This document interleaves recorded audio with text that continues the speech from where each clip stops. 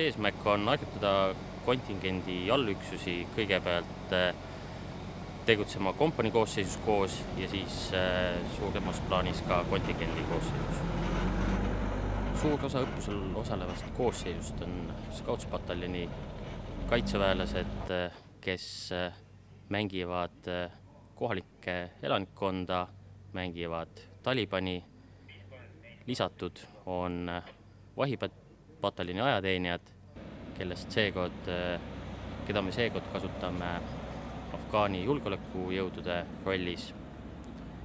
Lisaks õhuvägi, kes annab meile võimaluse mängida läbi nii meditsiiniketti kui õhutuletoetust ja vahetevahel ka UAV ehk siis mehitamata luurelennuki osa.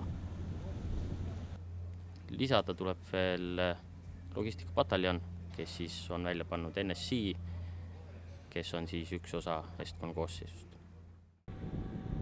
PAM-i õppus on, võib öelda, kahekülgne. Ühest küljest me loomulikult siin jätkuvalt õpime, teisest küljest on see juba Estkoi lõpuharjutus, kus toimub meie hindamine ja see on nii-öelda viimaseks suureks proovikiviks enne missioonile siirdumist.